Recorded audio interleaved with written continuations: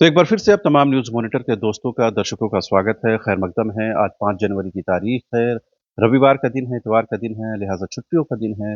बावजूद इसके जो खबरों का सिलसिला है, वो हमेशा चलता रहता है, लिहाज़ा एक बार फिर से हम खबरों का सिलसिला शुरू करना चाहते हैं और सबसे पहले बात करते हैं क्रिकेट की। आपको पता है कि रोहित शर्मा ने इस बात को लेकर नाराज़गी व्यक्त की है कि कुछ लोगों ने कहा है कि वो रिटायरमेंट ले रहे हैं, रिटायरमेंट ले चुके हैं, रिटायरमेंट लेना चाहते हैं। उन्होंने कहा, तो चूँकि वो आउट ऑफ फॉर्म चल रहे हैं, लिहाज़ा उन्होंने अभी फ़िलहाल मैदान से दूरी बना ली है। उन्होंने कहा कि बाहर के लोग ये तय नहीं करेंगे कि रोहित शर्मा कब संन्यास लेंगे और कब खेलेंगे। लिहाज़ा उन्होंने कहीं न इस बात को लेकर आपत्ति दर्ज की है। आपको पता है कि ऐसी खबरें ज़ोर-शोर से चल रही थी कि रोहित शर्मा जो है क्रिकेट से संन्यास लेने जा रहे हैं। दूसरी खबर जो है वो भी खेल से जुड़ी हुई है। आपको पता है कि झारखंड में जो है वो उसकी पहचान जो है खेलों से है। इस बीच स्कूली खेलों को बढ़ावा देने को लेकर के जो है एक बड़ा कार्यक्रम राष्ट्रीय स्कूल खेलकूद प्रतियोगिता का आयोजन किया जा रहा है।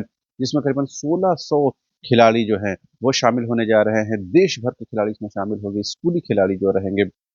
और आज जो है दोपहर में 3 बजे है स्कूली शिक्षा एवं साक्षरता मंत्री रामदास सोरेन जो है इस खेल प्रतियोगिता का उद्घाटन करेंगे। तो ज़ाहिर-सी बात है कि बड़ा महाकुंभ जो है राजधानी रांची में लगने जा रहा है। बात यहीं ख़त्म नहीं होती है बल्कि वुमेन्स हॉकी इंडिया लीग का भी आयोजन 12 जनवरी से किया जा रहा है। इसमें देश भर से जो खिलाड़ी हैं वो शामिल होने जा रहे हैं और खिलाड़ियों को पहुँचने का जो सिलसिला है वो भी शुरू हो गया है। तो देखेंगे एक तरफ स्कूली खेल कूद प्रतियोगिता चल रही है, दूसरी एचआईएल की प्रतियोगिता शुरू होने जा रही है। तो कहीं न कहीं झारखंड की राजधानी रांची में आप देखेंगे तो एक से बढ़कर एक आयोजन है, ख़ास करके खेलों को लेकर के है। तो कहीं न कहीं ये बताने की कोशिश है कि जो खेल इंफ्रास्ट्रक्चर है राजधानी रांची में या झारखंड में, उसका कैसे सदुपयोग किया जाए। उसी कड़ी के तहत इन तमाम खेल आयोजनों का इस्तेमाल हो रहा है और यहाँ के खिलाड़ियों को लाभ मिले, वो भी नर्चरिंग उनकी बेहतर हो सके, इस बात की भी कोशिश की जा रही है। बहरहाल दिल्ली विधानसभा चुनाव की बात करते हैं तो करीब दिल्ली में विधानसभा चुनाव प्रस्तावित है। लिहाजा वहाँ बीजेपी ने जो है अपनी पहली सूची जारी कर दी है। 29 प्रत्याशियों की सूची जारी की है। कुल 70 सीटें हैं वहाँ पर और अरविंद केजरीवाल के सामने जो है प्रवेश वर्मा को वहाँ पर चुनावी मैदान में उतारा गया है, जबकि सीएम जो आतिशी है, उनके सामने रमेश बिधूड़ी को जो है चुनावी मैदान में उतारा गया है। तो बीजेपी ने कहीं न कहीं अरविंद केजरीवाल के शीश महल, उनके घर और रख-रखाव और उसमें किए गए खर्च को लेकर निशाना साधा है। प्रधानमंत्री ने भी निशाना साधा था और ये बताने की कोशिश है कि किस तरह से जो है गरीबों की बात करने वाला व्यक्ति जो है करोड़ों के शीश महल में रहता है। तो ज़ाहिर-सी बात है कहीं न कहीं दिल्ली में जो है जो राजनीति है, चुनावी राजनीति है वो ज़ोरों पर है। छत्तीसगढ़ की बात करते हैं यहाँ पर एक यूट्यूबर, पत्रकार और बेहद गंभीर पत्रकार मुकेश निराकर की हत्या कर दी गई है। इसके मुख्य आरोपी ठेकेदार अब तक फरार है। हालाँकि उनके भाई समेत 4 लोगों की गिरफ्तारी हुई है। कल उनका अंतिम संस्कार किया गया और एक बड़ी नाराज़गी है वहाँ पर इस बात को लेकर ना पूरे देश के स्तर पर देखें पत्रकारों में इस बात को लेकर नाराज़गी है कि किस तरह से वहाँ पर एक ईमानदार पत्रकार की हत्या कर दी गई और सरकार कुछ नहीं कर पाई, पुलिस प्रशासन कुछ नहीं कर पाया। तो ज़ाहिर-सी बात है कहीं न कहीं पत्रकारों की सुरक्षा को सुनिश्चित करने की ज़रूरत है। इस बीच मैया सम्मान योजना को लेकर के आपको पता है कि कल यानी 6 जनवरी को एक बड़ा कार्यक्रम होने जा रहा है राजधानी रांची के खोजा टोली में। उसी दिन जो है 2500 की जो राशि है, वो तमाम लाभुकों के खाते में बढ़ी हुई जो राशि है वो दी जाएगी। हालाँकि जनवरी माह की भी राशि इसी साथ मिल जाएगी, लिहाज़ा 1 महीने में लाभुकों के खाते में 5000 की राशि जो है निर्गत की जाएगी। हालाँकि ट्रायल के तौर पर कई लोगों के खाते में पैसे भेजे गए हैं, ताकि कोई टेक्निकल कोई दुश्वारी, कोई परेशानी ना आए।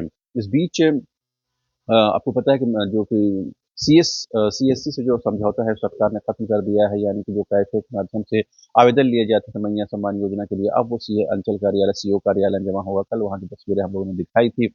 किस तरह जो महिलाएँ हैं वो बड़ी संख्या में पहुँची थी और वो अपनी परेशानियों को बयान कर रही थी और बताने की कोशिश कर रही थी कि उनकी दुश्वारियाँ जो है कम होने का नाम नहीं ले रही है। ज़ाहिर-सी बात है 56,000 से 56 लाख से ज़्यादा इसमें अब जो लाभुक हैं और बड़ी संख्या में लाभुक इसमें जुड़ना चाहते हैं, तो कहीं न कहीं उनकी दुश्वारियाँ बढ़ रही हैं। बहरहाल सीओ ऑफिस में अब ये फॉर्म जमा होना है और वहीं से ये तमाम जो आवेदन स्वीकार किए गए। देखना दिलचस्प होगा कि वहाँ पर क्या कुछ व्यवस्था है। फिलहाल एक काउंटर रांची में बनाए गए हैं। ये काफ़ी नहीं है। आने वाले दिनों में जब आवेदनकर्ताओं की संख्या बढ़ेगी तो ज़ाहिर-सी बात है काउंटर की संख्या भी बढ़ानी होगी। इस बीच झारखंड मुक्ति मोर्चा ने बीजेपी पर गंभीर आरोप लगाया है। उन्होंने कहा कि गोकुल दीदी योजना जो बीजेपी शुरू करना जा रही थी, उसके नाम पर वसूली की है पार्टी ने, पार्टी नेताओं ने, लिहाज़ा उस पैसों को वापस लिया जाएगा। इस बीच बीजेपी ने इसका जवाब दिया और उन्होंने कहा कि जो आरोप लगाए जा रहे हैं, उसकी जाँच होनी चाहिए और ऐसी कोई बात जो है बीजेपी ने नहीं की है। उन्होंने कहा कि झारखंड मुक्ति मोर्चा जो है निराधार आरोप लगा रही है। अगर आरोप लगा रही है तो उसकी जाँच भी होनी चाहिए। इस बीच कृषि मंत्री श्रीमती नेहा तिर्की ने इस बात को लेकर आपत्ति दर्ज की है कि विभाग में जो कामकाज है वो बहुत तेजी के साथ नहीं चल रहा है। कल उन्होंने भूमि संरक्षण विभाग के कामकाज की समीक्षा की या वहाँ पर पदाधिकारियों से बातचीत की, जो लक्ष्य से पीछे काम है उसको लेकर उन्होंने नाराजगी व्यक्त की, वर्क कल्चर में सुधारने की बात कही और बहुत सारी चीज़ों को लेकर उन्होंने अपनी आपत्ति दर्ज की है। इससे पहले भी उन्होंने अधिकारियों को कहा था कि आप जो कार्यालय मक्खी मारने के लिए नहीं आते हैं। तो लगातार आप देखेंगे श्रुति नेहा तिर्की कृषि मंत्री के तौर पर जो है एग्रेसिव ढंग से वो काम कर रही है और बताने की कोशिश कर रही है कि सरकार ने जनता ने जो मौका दिया है उसका बेहतर इस्तेमाल करना है और जो लोगों की ज़रूरत है, जो उनकी आकांक्षाएँ, जो उनकी उम्मीदें, जो उनका भरोसा है उसको हर हाल में पूरा करना है। इसके अलावा एक महत्वपूर्ण खबर सीजीएल से जुड़ी हुई है। आपको पता है कि सीजीएल को लेकर के 22 जनवरी को झारखंड हाई कोर्ट में सुनवाई है।